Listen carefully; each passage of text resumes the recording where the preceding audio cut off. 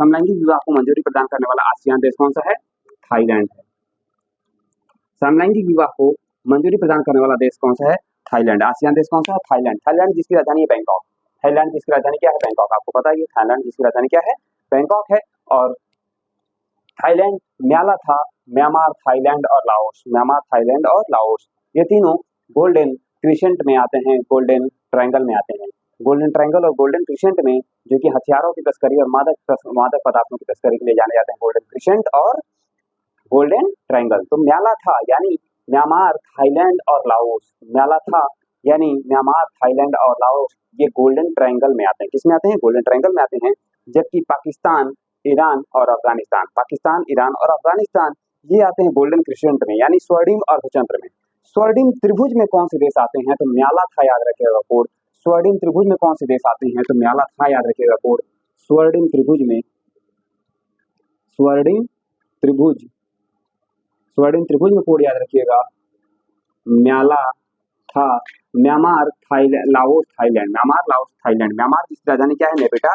Laos जिसकी राजधानी है वियंतियाने और थाईलैंड जिसकी राजधानी है बैंकॉक। थाईलैंड जिसकी राजधानी क्या है? बैंकॉक। जबकि स्वर्णिम अर्धचंद्र में, स्वर्णिम अर्धचंद्र में, स्वर्णिम अर्धचंद्र में पाई कोड याद रखिएगा PAI, पाकिस्तान, अफगानिस्तान और ईरान। पाई याद रखिएगा, पाई। स्वर्णिम अर्धचंद्र में कौन कौन आ रहे हैं? पाई, पाकिस्तान, अफगानिस्तान और ईरान। ये जो दोनों देश स्वर्णिम त्रिभुज और स्वर्णिम अर्धचंद्र हैं, ये जो हैं हथियारों की तस्करी और मादक द्रव्यों की तस्करी, मानव की तस्करी के लिए जाने जाते हैं, कुख्यात हैं ये देश। ये यहाँ से बहुत सारे मानव तस्करी के जो केस आते हैं देखे जाते हैं। वैश्विक स्तर पर बहुत बड़े पैमाने पर यहाँ से मानव तस्करी, हथियारों की तस्करी, मादक द्रव्यों की तस्करी, मादक दवाइयों की तस्करी की जाती है, इसलिए ये देश कुख्यात है। ठीक है। थाईलैंड अभी हाल ही में समलैंगिक विवाह को मंजूरी, संवैधानिक मंजूरी देने वाला देश बन गया है, आसियान देश बन गया है। आसियान जिसकी स्थापना हुई थी 1967 में, 8 अगस्त 1967 में, 8 अगस्त 1967 आसियान की स्थापना हुई थी। आसियान की स्थापना 8 अगस्त 1967 में हुई थी। इसमें 10 देश हैं। वर्तमान में कितने देश हैं? 10 देश हैं। आसियान में 10 देश हैं, जिसे बढ़ा के भी 11 कर दिया गया है। पूर्वी तिमोर को भी शामिल कर लिया गया, इसलिए आसियान में अभी 11 देश हो जाएंगे। आसियान में 11 देश हो जाएंगे। ठीक है। पूर्वी तिमोर भी इसमें शामिल हो गया है, तो आसियान में अभी 11 देश हो जाएंगे। अभी तक 10 देश थे। अब इसमें याद रखिएगा कोड म्याला था, म्याला, कवि, ध्रुव, मलाई, फिनिश था। ठीक है।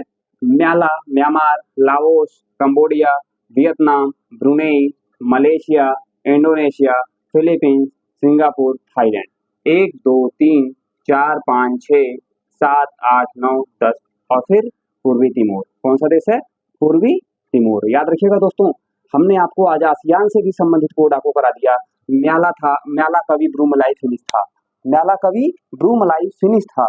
म्याला कवि ब्रूमलाई फिनिश था पूर्व में। म्याला कवि ब्रूमलाई फिनिश, ब्रूमलाई फिश था। फिश था कोड याद रखिएगा, ब्रूमलाई फिश था, ब्रूमलाई फिश था। ठीक है। म्याला कवि ब्रूमई फिश था, याद रखिए। म्याला कवि ब्रूमई फिश था। म्याला कवि ब्रूमई फिश था पूर्व में। म्याला कवि ब्रूमई फिश था पूर्व में। म्याला कवि ब्रूमई फिश था पूर्व में। म्याला कवि ब्रूमई फिश था पूर्व में, याद रखिएगा। म्याला कवि ब्रूमई फिश था पूर्व में। म्याला कवि ब्रूमई फिश था पूर्व में। ठीक है। म्या से म्यांमार, ला से लाओस, क से कंबोडिया, वी से वियतनाम, ब्रू से ब्रुनई, म से मलेशिया, ई से इंडोनेशिया, सी से फिलीपींस, स से सिंगापुर, था से थाईलैंड, पूर्वी तिमोर। सबकी राजधानी एक बार देख लेते हैं। म्यांमार जिसकी राजधानी नेपिटा, लाओस जिसकी राजधानी वियंतियाने, कंबोडिया जिसकी राजधानी है नोमपेन, वियतनाम जिसकी राजधानी है वियतनाम जिसकी राजधानी ध्यान से उतर रही है ब्रुनेई जिसकी राजधानी है बंदरशेरी, मलेशिया जिसकी राजधानी कुआलालंपुर, इंडोनेशिया जकार्ता, इंडोनेशिया की नई राजधानी नुसंतारा बन रही है। इंडोनेशिया की नई राजधानी क्या बन रही है? नुसंतारा बन रही है। ठीक है दोस्तों, इंडोनेशिया की नई राजधानी क्या बन रही है? नुसंतारा बन रही है। फिलीपींस जिसकी राजधानी है मनीला, फिलीपींस जिसकी राजधानी क्या है? मनीला। आपको पता है ये फिलीपींस की राजधानी मनीला में ही क्या है? फिलीपींस की राजधानी में मनीला में ही अंतर्राष्ट्रीय चावल अनुसंधान संस्थान का क्या है? फिलीपींस की राजधानी मनीला में ही फिलीपींस की राजधानी मनीला में ही क्या है, अंतर्राष्ट्रीय चावल अनुसंधान संस्थान का मुख्यालय, अंतर्राष्ट्रीय चावल अनुसंधान संस्थान का मुख्यालय है। और जबकि इसका क्षेत्रीय कार्यालय कहाँ पे है, तो वाराणसी में है। कहाँ पे, अंतर्राष्ट्रीय चावल अनुसंधान संस्थान का दक्षिण एशिया में जो क्षेत्रीय कार्यालय बनाया गया वो कहाँ पे है, वो है वाराणसी में। कहाँ पे है, वाराणसी में है। जी हाँ दोस्तों, याद रखिएगा वियतनाम जिसकी राजधानी क्या है, हनोई। वियतनाम जिसकी राजधानी क्या है, हनोई। वियतनाम जिसकी राजधानी क्या है, Hanoi. Brunei Bandar Seri Malaysia. Malaysia जिसकी राजधानी क्या है, कुआलालंपुर। इसी इंडोनेशिया। इंडोनेशिया जिसकी राजधानी है जकार्ता। जकार्ता किस द्वीप पे है, जावा द्वीप पे है, याद रखिएगा जकार्ता जावा द्वीप पे है। और इंडोनेशिया की नई राजधानी नुसंतारा। नुसंतारा कहाँ पे बनाई जा रही है, तो बोर्नियो द्वीप पे बनाई जा रही है। कहाँ बनाई जा रही है, बोर्नियो द्वीप पे बनाई जा रही है। बोर्नियो द्वीप पर 3 देशों का कब्जा है, याद रखिएगा, ब्रुनई, मलेशिया और इंडोनेशिया। DMI कोड याद रखिएगा, DMI, ठीक है, DMI इंडेक्स याद रखते हैं, या फिर IBM कंप्यूटर के नाम से याद रखिएगा। इंडोनेशिया, ब्रुनई और मलेशिया। इंडोनेशिया, ब्रुनई और मलेशिया, ये 3 देश हैं जो किस पे स्थित हैं, बोर्नियो द्वीप पर हैं। बोर्नियो दुनिया का तीसरा सबसे बड़ा द्वीप है, दुनिया का सबसे तीसरा बड़ा द्वीप है ब्रुनई। बोर्नियो बोर्नियो तीसरा दुनिया का सबसे बड़ा द्वीप है, दुनिया का तीसरा सबसे बड़ा द्वीप है, दुनिया का तीसरा सबसे बड़ा द्वीप है। सबसे बड़ा द्वीप जो है ग्रीनलैंड है। सबसे बड़ा द्वीप कौन सा है, ग्रीनलैंड है। ठीक है दोस्तों, याद रखिएगा, मैंने आपको आसियान से संबंधित कोड भी बता दिया। म्याला कवी ब्रूमई फिश था पूर्व में, ठीक है। सिंगापुर, सिंगापुर है। थाईलैंड जिसकी राजधानी बैंकॉक है, थाईलैंड जिसकी राजधानी क्या है, बैंकॉक है। और फिर पूर्वी तिमोर जिसकी राजधानी है दिल्ली, पूर्वी तिमोर जिसकी राजधानी है दिल्ली। पूर्व में इसे आसियान में शामिल नहीं किया गया था, क्योंकि इंडोनेशिया का विरोध कर रहा था। इंडोनेशिया इसका विरोध कर रहा है। इंडोनेशिया का मानना था कि पूर्वी तिमोर उसी का हिस्सा है, पूर्वी तिमोर इसी का हिस्सा है। किंतु अभी पिछले वर्ष जो फैसला लिया गया है कि उसमें पूर्वी तिमोर को भी क्या किया गया, आसियान देश के रूप में, आसियान देश के रूप में शामिल कर लिया गया। यानी आसियान का 11वां सदस्य देश भी पूर्वी तिमोर बन गया। आसियान का 11वां सदस्य देश भी क्या बन गया है, पूर्वी तिमोर बन गया है। जी हाँ दोस्तों, बढ़ते हैं अगले प्रश्न की तरफ। अगला प्रश्न वेरी वेरी वेरी इंपॉर्टेंट होगा हम लोगों के लिए। फिर अगला प्रश्न वेरी वेरी वेरी इंपॉर्टेंट होगा हम लोगों के लिए, जरूर ध्यान से देखिएगा इस प्रश्न को। अगला प्रश्न है, नालंदा यूनिवर्सिटी के नए कैंपस का उद्घाटन कहाँ किया गया है, तो नालंदा यूनिवर्सिटी के नए कैंपस का उद्घाटन राजगीर में किया गया। कहाँ किया गया है, राजगीर में। कहाँ किया गया है, राजगीर, जिसे राजगृह के नाम से भी जानते हैं, राजगृह के नाम से भी जानते हैं, जो कहाँ पर है, बिहार में है। कहाँ पे है, बिहार में है। कहाँ पे है, बिहार में। नालंदा यूनिवर्सिटी राजगीर में है, राजगीर में है। कहाँ पे है, राजगीर, राजगीर में है। यानी आपको पता ही है, जो राजगीर है, राजगीर जो है, आपको पता होगा प्रथम बौद्ध संगीति जो हुई थी वो राजगीर में हुई थी। कहाँ हुई थी, राजगीर में हुई थी, जिसको हमने यहाँ पे कोड में कोई भी श्रृंखला के अंतर्गत आपको बताया हुआ है कि बौद्ध धर्म से संबंधित सारे कोडों को एक साथ में अका अक रावय पक मस मुंह सस अकु, ठीक है, इससे संबंधित जो कोड आपको बताएगा कोड में कोई भी श्रृंखला के अंतर्गत, वो वीडियो जरूर देखिएगा, जहाँ पे आपको कोड को डिफाइन किया गया है, अका अक रावय पक मस मुंह सस अकु, ठीक है। कोड को पूरी तरह से डिफाइन किया गया है। राजगीर बिहार में है, राजगीर के नाम से भी जाना जाता है, इसे राजगीर के भी नाम से जानते हैं। किसके नाम से जानते हैं, राजगीर के नाम से जानते हैं। नालंदा यूनिवर्सिटी का निर्माण किसने कराया था, तो कुमारगुप्त ने कराया था। किसने कराया था, कुमारगुप्त ने। नालंदा यूनिवर्सिटी का निर्माण किसने कराया था, कुमारगुप्त ने कराया था। गुप्त वंशी शासक कुमारगुप्त ने कराया था। किसने कराया था, कुमारगुप्त ने नालंदा यूनिवर्सिटी का निर्माण कराया था। कुमारगुप्त ने। किसने कराया था, कुमारगुप्त ने कराया था, जिसे खिलजी शासकों के द्वारा जला दिया गया था। खिलजी शासकों के द्वारा, यानी अलाउद्दीन खिलजी के द्वारा इस यूनिवर्सिटी को जला दिया गया था 14वीं शताब्दी में। और जब 14वीं शताब्दी में जला दिया गया तो फिर से इसे 2014 में शुरू किया गया, और 2014 में शुरू किया गया तो ये किसी बाहरी कैंपस पे था, किंतु अब इसका खुद का कैंपस निर्मित कर दिया गया है। और ये 400 एकड़ यानी 450 एकड़ में फैला हुआ कैंपस है, दुनिया का सबसे बड़ा कैंपस है, जो कि दुनिया का सबसे बड़ा कैंपस है, जो कि net zero green university campus होगा, जो कि नेट जीरो ग्रीन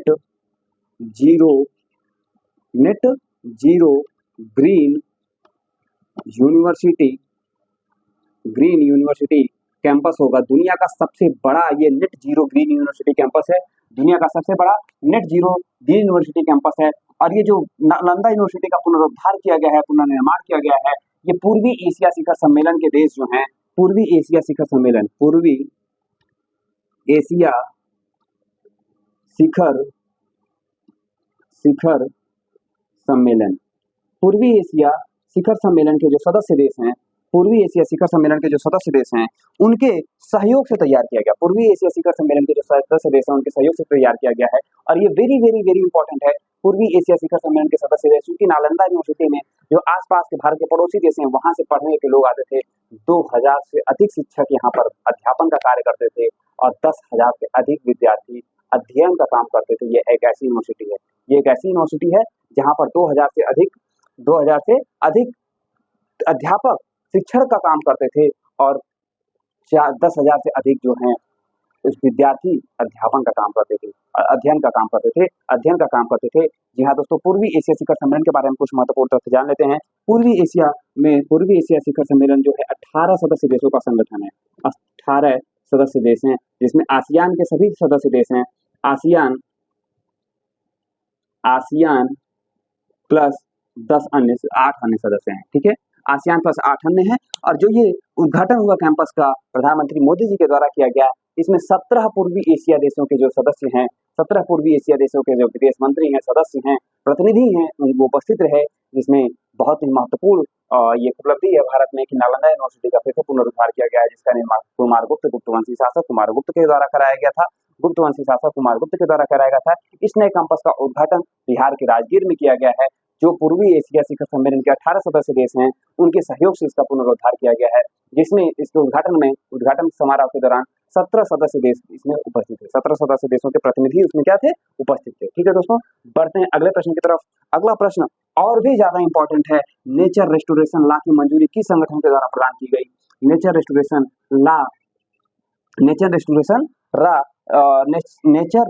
लॉ की मंजूरी किसके द्वारा प्रदान की गई? ठीक है, किसके द्वारा प्रदान की गई? जी हाँ दोस्तों, याद रखिएगा किसके द्वारा प्रदान की गई, वो है EU। किसके द्वारा प्रदान की गई?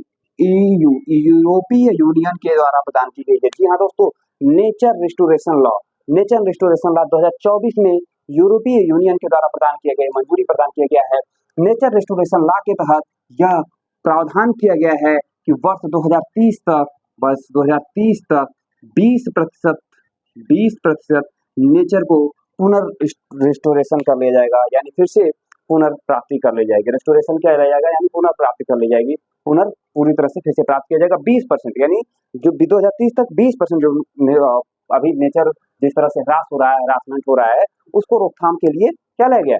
नेचर रेस्टोरेशन लॉ लाया गया, जिसमें 2030 तक 20% को और 2050 तक पूरी तरह से जो इकोसिस्टम है उसे संरक्षित करने का प्रयास किया जाएगा। 2050 तक पूरी तरह से इकोसिस्टम को संरक्षित करने का प्रयास लक्ष्य रखा गया है। और 2030 तक 20% नेचर रेस्टोरेशन को प्राप्त करने का लक्ष्य रखा गया। 2030 तक 20% नेचर रेस्टोरेशन को प्राप्त करने का लक्ष्य रखा गया। जी हाँ दोस्तों, ये वेरी वेरी वेरी इंपॉर्टेंट प्रश्न होगा। चलिए दोस्तों, आपको EU से संबंधित अन्य महत्वपूर्ण तथ्य बता देते हैं। EU जिसमें वर्तमान में 27 सदस्य देश हैं। कितने सदस्य देश हैं? 27। EU जिसे हम आज EU के नाम से जानते हैं, EU कब बना, कैसे बना, क्या परिस्थितियां उत्पन्न हुई? तो द्वितीय विश्व युद्ध के बाद जब द्वितीय विश्व युद्ध खत्म होता है, उसके बाद इनर सिक्स के नाम से एक संगठन बनता है 1957 में। कब बनता है? 1957 में, जिसे हम अगर कोड के रूप में याद करें तो बेनीलक्स जइफा। क्या बनेगा कोड? बेनीलक्स जइफा। याद रखिएगा, बेनीलक्स जइफा। इनर सिक्स में कौन कौन से देश हैं? तो बेनीलक्स जइफा याद रखिएगा। बेनीलक्स समुद्र तल से नीचे स्थित भी देश है। समुद्र तल से नीचे स्थित देशों का नाम क्या है? तो बेनीलक्स बेल्जियम, नीदरलैंड और लग्जमबर्ग। बेल्जियम, नीदरलैंड और लग्जमबर्ग, ये 3 सदस्य देश हैं। 3 देश हैं जो समुद्र तल से नीचे स्थित हैं, यानी समुद्र का जल इनके देश में घुस सकता है, इसलिए बांध बनाकर इन्होंने क्या किया? अपने बाउंड्री के, अपने देश की सीमाओं की सुरक्षा की है समुद्री जल से। किसे? समुद्री जल से। तो बेनीलक्स जइफा Belgium, Netherlands, Luxembourg, Germany, Italy और फ्रांस। ठीक है, बेनीलक्स जइफा यानी 1957 में जब द्वितीय विश्व युद्ध खत्म हो जाता है, शीत युद्ध की स्थितियां शुरू होती हैं, तो उस दौरान पहले इनर सिक्स के नाम से एक संगठन बनता है, जिसमें बेनीलक्स जइफा Belgium, Netherlands, Luxembourg, Germany, Italy और फ्रांस। ठीक है, बेल्जियम जिसकी राजधानी है ब्रुसेल्स। बेल्जियम जिसकी राजधानी क्या है? ब्रुसेल्स। नीदरलैंड जिसकी राजधानी क्या है? आपको पता है। नीदरलैंड जिसकी राजधानी एम्स्टर्डम। नीदरलैंड जिसकी राजधानी क्या है? एम्स्टर्डम। लग्जमबर्ग जिसकी राजधानी क्या है? लग्जमबर्ग जिसकी राजधानी लग्जमबर्ग है। ठीक है, लग्जमबर्ग जिसकी राजधानी लग्जमबर्ग है। और फिर जर्मनी जिसकी राजधानी क्या है? आपको पता ही है, जर्मनी जिसकी राजधानी है जो किस नदी के किनारे है? जर्मनी जिसकी राजधानी है बर्लिन। जर्मनी जिसकी राजधानी क्या है? बर्लिन किस नदी के किनारे है? स्प्री नदी के किनारे है। बर्लिन किस नदी के किनारे है? स्प्री नदी के किनारे है। जबकि फ्रांस जिसकी राजधानी क्या है? फ्रांस जिसकी राजधानी है पेरिस, पेरिस सीन नदी के किनारे है। किस नदी के किनारे है? सीन नदी के किनारे। तो जी हाँ दोस्तों, पहले इनर सिक्स बनता है। क्या बनता है? Inner six. और इनर सिक्स के विरोध में, इनर सिक्स के विरोध में outer seven, OUTER, outer seven का गठन किया जाता है, SEVEN, आउटर सेवन का गठन किया जाता है। इनर सिक्स के विरोध में आउटर सेवन आता है। कौन आता है? आउटर सेवन आता है, जिसका गठन किया जाता है 1960 में। तो किया जाता है 1960 में आउटर सेवन लाया जाता है। 1960 में क्या लाया जाता है? Outer seven. और आउटर सेवन में कौन कौन आते हैं? देखो दोस्तों, कोड याद रखिएगा। हम लोग NDA हैं और SSB की परीक्षा कर लिए हैं पास। NDA SSB पास, NDA SSB पास, यानी NDA आपको पता ही है, NDA का एग्जाम UPSC कराती है, और SSB जो उसी NDA के दौरान SSB की ट्रेनिंग होती है वो है, और पास हम लोगों ने कर लिया है। तो NDA SSB पास करेंगे तो हम हो जाएंगे आउटर सेवन सदस्य देश। कौन से सदस्य देश हो जाएंगे? आउटर सेवन सदस्य देश हो जाएंगे। यानी आउटर सेवन में आते हैं NDA SSB पास। NDA SSB पास कोड जरूर याद रखिएगा। ऊपर मैंने बताया बेनिलक्स, जैफा इनर सिक्स में आते हैं। इनर सिक्स का गठन होता है 1957 में, और आउटर सेवन का गठन होता है 1960 में। NDA SSB पास कोड क्या है? NDA SSB पास, NDA SSB पास। जी हाँ दोस्तों, याद रखिएगा NDA SSB पास। ठीक है दोस्तों, NDA SSB पास। अब इसको डिकोड करते हैं। NDA, N से क्या है? N से है नॉर्वे, N से क्या है? नॉर्वे, N से क्या है? नॉर्वे, D से है डेनमार्क, A से है Austria. Norway, Denmark, Austria. Norway जिसकी राजधानी है ओस्लो, नॉर्वे जिसकी राजधानी क्या है? ओस्लो। डेनमार्क जिसकी राजधानी क्या है? डेनमार्क जिसकी राजधानी है डेनमार्क जिसकी राजधानी है कोपेनहेगन, डेनमार्क जिसकी राजधानी क्या है? कोपेनहेगन। ऑस्ट्रिया, ऑस्ट्रिया जिसकी राजधानी है वियना, ऑस्ट्रिया जिसकी राजधानी क्या है? वियना, ऑस्ट्रिया जिसकी राजधानी क्या है? वियना। फिर है Sweden, Switzerland, Sweden, Switzerland, Britain और पुर्तगाल। ठीक है, याद रखिएगा दोस्तों। S से है स्वीडन, S से क्या है? स्वीडन, स्वीडन जिसकी राजधानी क्या है? स्टॉकहोम, स्वीडन जिसकी राजधानी क्या है? स्टॉकहोम है। ठीक है, फिर स्विट्जरलैंड, स्विट्जरलैंड जिसकी राजधानी बर्न है, स्विट्जरलैंड जिसकी राजधानी क्या है? बर्न है, स्विट्जरलैंड जिसकी राजधानी क्या है? बर्न है। फिर ब्रिटेन यानी यूनाइटेड किंगडम, यूनाइटेड किंगडम जिसकी राजधानी क्या है? लंदन है, जिसकी राजधानी क्या है? लंदन है। और पुर्तगाल, पुर्तगाल जिसकी राजधानी क्या है? पुर्तगाल जिसकी राजधानी क्या है? लिस्बन, पुर्तगाल जिसकी राजधानी क्या है? लिस्बन। लिस्बन किस नदी के किनारे है? टेगस नदी के किनारे। किस नदी के किनारे है? टेगस नदी के किनारे। लंदन टेम्स नदी के किनारे है। फिर स्विट्जरलैंड जिसकी राजधानी है स्टॉकहोम, स्विट्जरलैंड जिसकी राजधानी क्या है? स्टॉकहोम। स्विट्जरलैंड जिसकी राजधानी क्या है? बर्न, स्विट्जरलैंड जिसकी राजधानी क्या है? बर्न। और स्वीडन जिसकी राजधानी है स्टॉकहोम। ऑस्ट्रिया जिसकी राजधानी है, ऑस्ट्रिया जिसकी राजधानी है वियना। डेनमार्क जिसकी राजधानी है कोपेनहेगन। और एन से है नॉर्वे, नॉर्वे जिसकी राजधानी क्या है? ओस्लो, नॉर्वे जिसकी राजधानी क्या है? ओस्लो। ओस्लो से ही क्या किया जाता है? जो दुनिया का सबसे बड़ा पुरस्कार माना जाता है, नोबेल पुरस्कार, नोबेल शांति पुरस्कार कहाँ से दिया जाता है? तो नोबेल शांति पुरस्कार की घोषणा नॉर्वे की राजधानी ओस्लो से ही किया जाता है। कहाँ से किया जाता है? ओस्लो से किया जाता है। ठीक है दोस्तों, बढ़ते हैं आगे। अब देखते हैं क्या होता है। 1960 में क्या बनता है? Outer seven. और 1957 में बनता है क्या?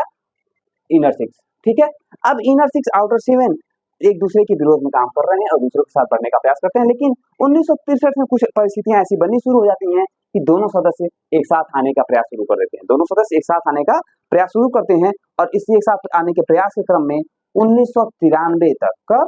1993, याद रखिएगा दोस्तों। जी हाँ दोस्तों, याद रखिएगा। कब? 1993 में। 1993 में जो इनर सिक्स है और आउटर सेवन है, ये सभी मिलके आपस में, यानी इनका जब विस्तार होता है 1963 से 1993 तक होता रहता है। विस्तार होते होते और ये कब? जब विस्तार होता जाता है, लगातार विस्तार होते होते फिर 1993 में, कब? 1993 में यूरोपीय संघ बन जाता है। कब बनता है? 1993 में यूरोपीय संघ का गठन होता है। 1993 में कब होता है? 1993 में EU बन जाता है। कब बन जाता है?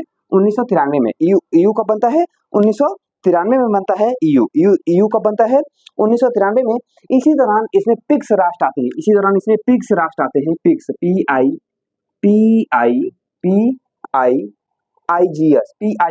इसी दौरान इसमें PIIGS भी आता है। P से है पुर्तगाल, P से क्या है? पुर्तगाल। I से है इटली, I से क्या है? इटली, I से क्या है? इटली। और I से क्या है? आयरलैंड, I से क्या है? आयरलैंड। G से क्या है? ग्रीस, G से क्या है? ग्रीस। और S से क्या है? स्पेन, S से क्या है? स्पेन। याद रखिएगा। पिक्स में कौन कौन है? P से है पुर्तगाल, I से है इटली, I से है आयरलैंड, G से है ग्रीस, और इससे क्या है? स्पेन। यह से क्या है? स्पेन।